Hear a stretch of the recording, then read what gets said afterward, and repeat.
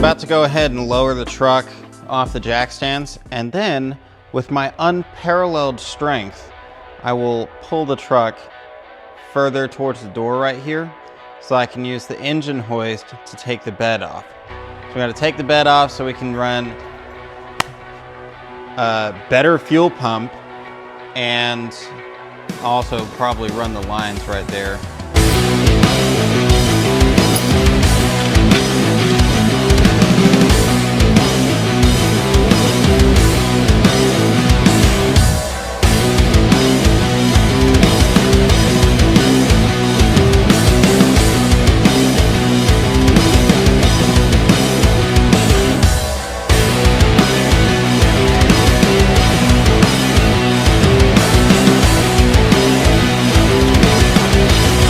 We're about to pull off the truck bed, and then what we can do is test all of the electronics after replacing the fuel pump and doing the lines. I know that I keep calling it a car even though it's a truck, and I don't care.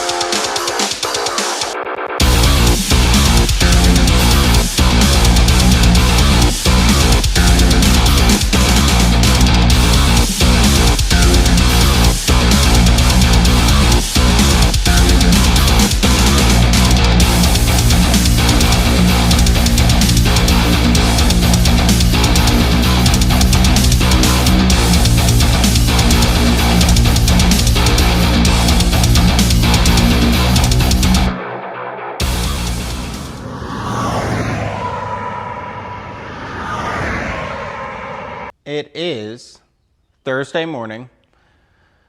I'm about to see if I can get this set up. So yesterday, I went and picked up those quick connects from my buddy, and it took about 45 minutes to get there. And you know, I was about to come back. It would have been in traffic coming back, and then traffic going back home. I decided I'd just come back and do this the next day. But I got the quick connects. So let's see if we can get this thing done. Check this out. I wanted to make sure I filmed this because this is so nice. Look at this. Look at this one.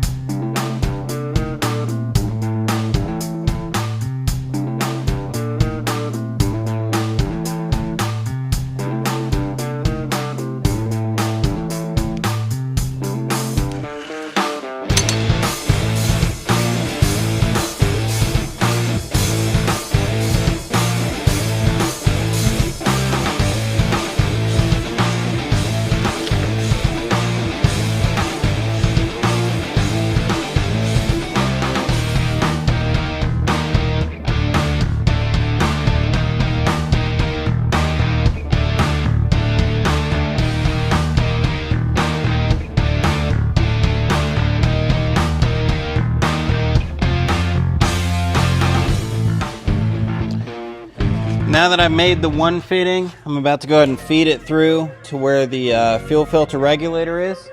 And then I'll cut this end where it's going to be ready. And then we'll make 2 of those lines.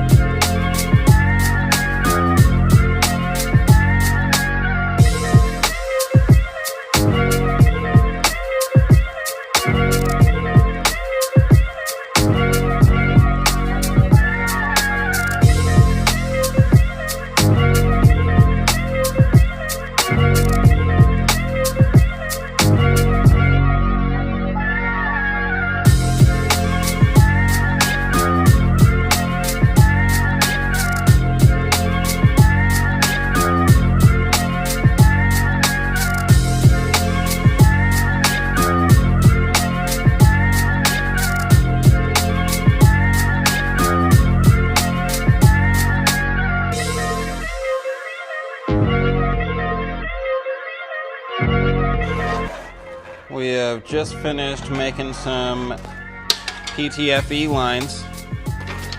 Both of these will be going from the fuel tank to the regulator, and then I'll go ahead and run the one from the fuel rail back to the actual fuel filter regulator.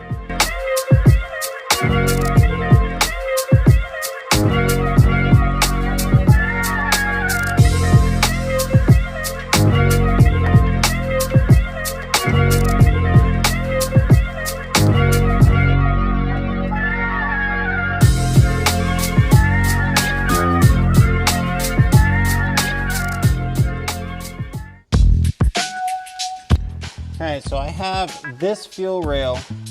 I'm running it off of this fuel rail for the feed instead of this one, and the reason why is because this side doesn't have enough room right here. I can't put a 90 right here. There's nothing I can do. Usually you run it to this side first. But what we're gonna have to do is do it on this side.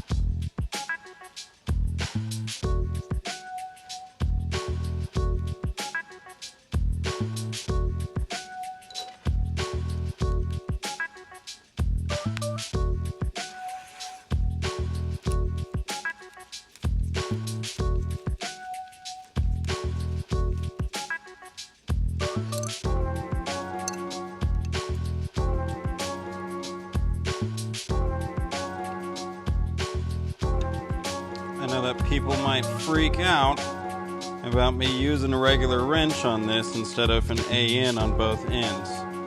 And I can assure you, if you use your AN or use the regular wrench on the side that you're not turning and not moving, you're way less likely to scratch up your freaking AN fittings. However, there are some times where having two AN wrenches would be really nice, because I do need to get another AN wrench.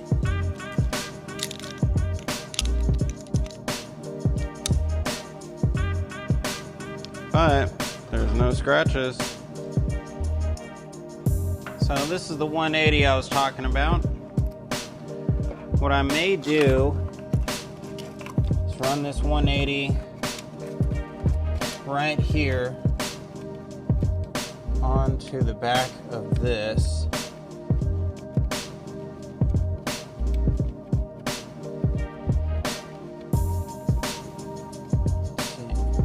And then see if I can, instead of having a whole curve like this, I might make a 90 underneath this so that this fuel line can actually go straight over.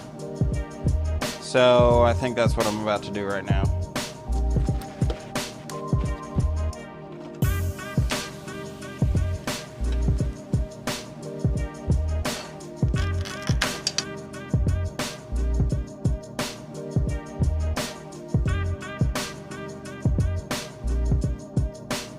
We're going to put this 180 on there.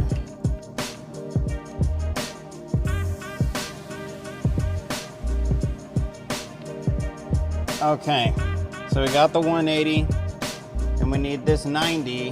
The 90 is going to go, I don't know if you can even see any of this, but we got this 180 on there and then the 90, and then we're about to see if we can wrap this maybe underneath the rail, and it'd be amazing if we could go under the coil too. We'll see. Never mind, just scrap the whole idea. So I was gonna have the 180 come off the fuel rail. So it's gonna come out like this, and I was gonna do a 90 to go under this to the fuel pump area.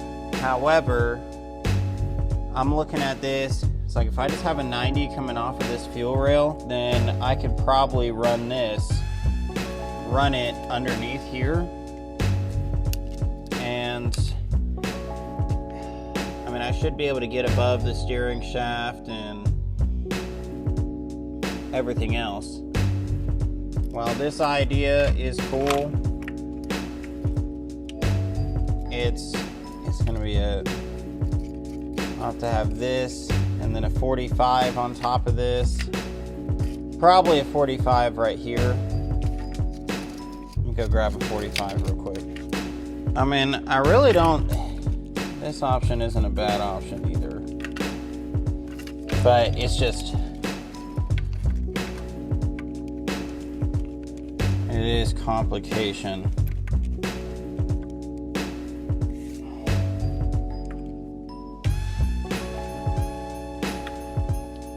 I'm gonna be running that and then have another fuel line going off of the back of it, which I don't know. I don't really like that.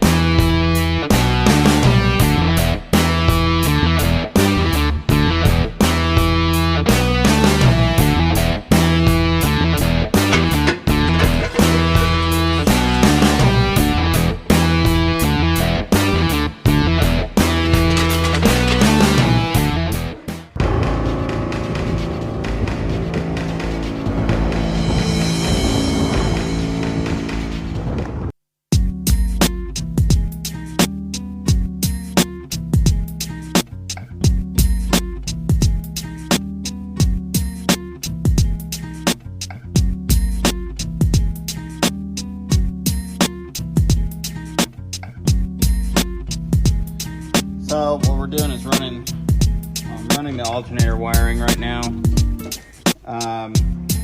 This is where it hooks up, and I'm running the wire underneath the water pump so that it can come out over here by the thermostat. Keep in mind, I am getting a new thermostat. This is just for mock-up purposes, until I can figure out what hose I need to get.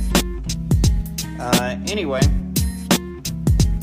so what will happen is once that's on there and established, I'm gonna pull it up so it's nice and tight. Might even be able to do it like this. I'd rather do it underneath.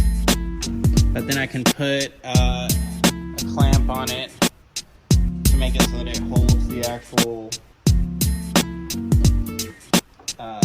wire.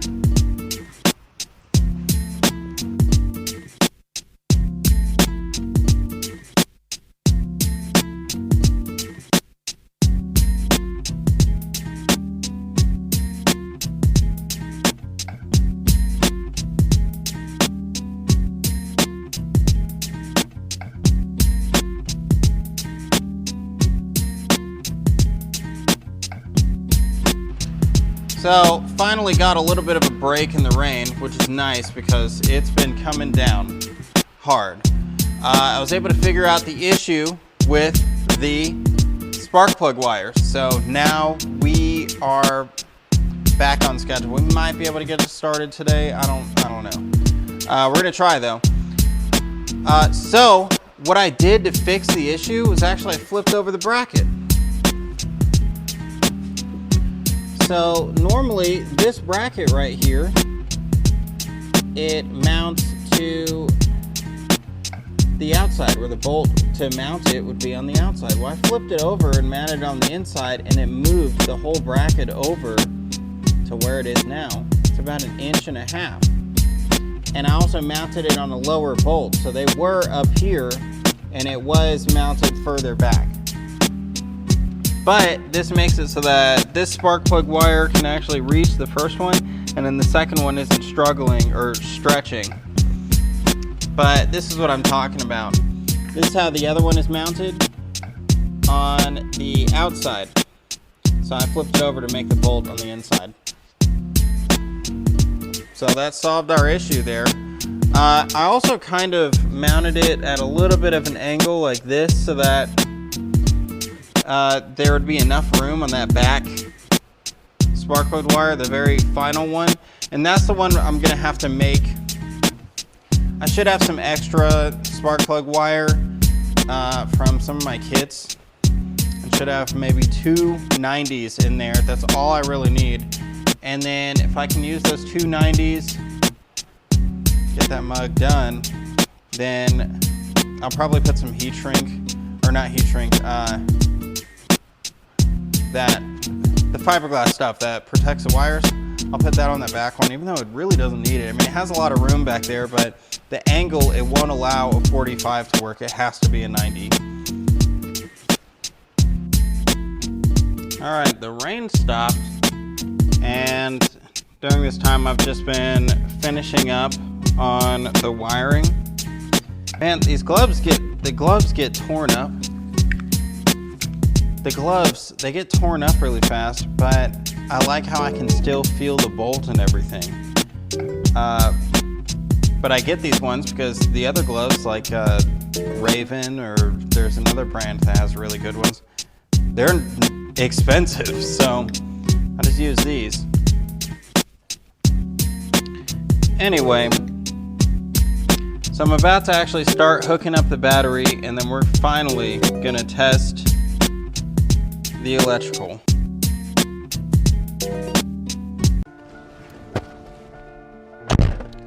Okay, so here we go. Let's go ahead and turn the key. The dashes came on, or all the dash lights.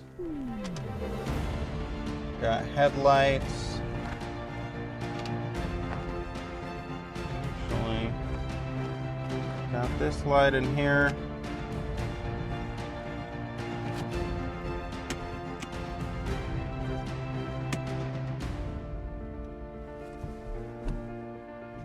Brake lights.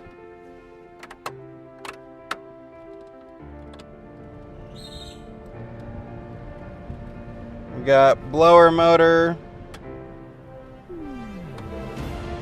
on the 3 different settings. Right now this is reading low fuel. Check engine light is on.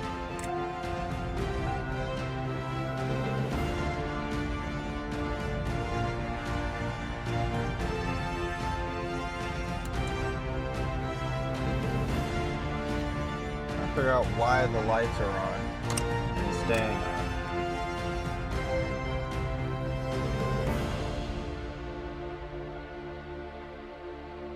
Because they actually should be off right now.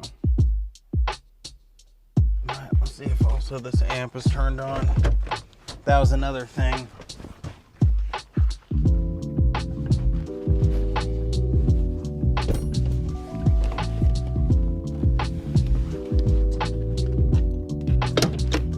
See if this powered up.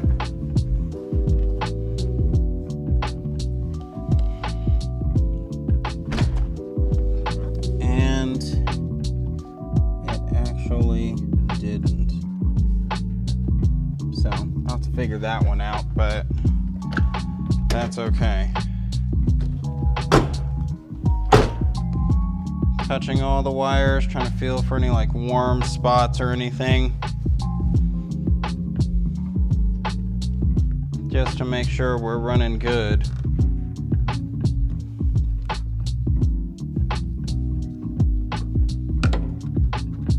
Very happy with how everything is turning out. So what I'm also about to do is go ahead and see if I can read the ECU in HP tuners.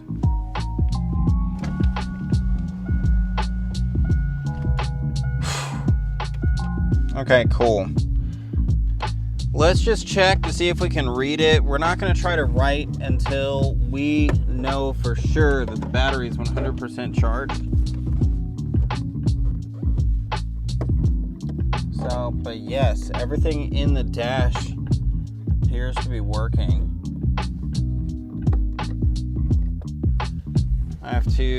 I'll probably have to go back into the radio and see if there was some other,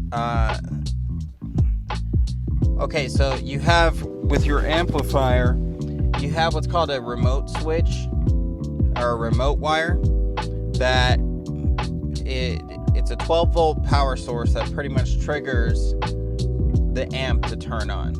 So this has an aftermarket amp in it, and it didn't turn on whenever the radio, you know what, maybe, no, it's not on. Let's go ahead and see what we are looking at.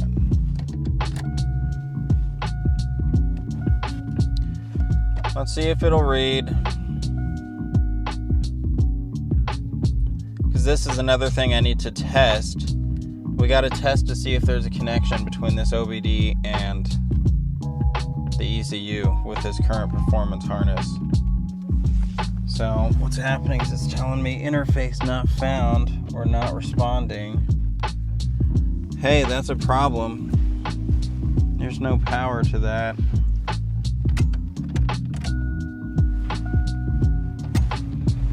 So, found the first issue, so we'll go ahead and get that addressed.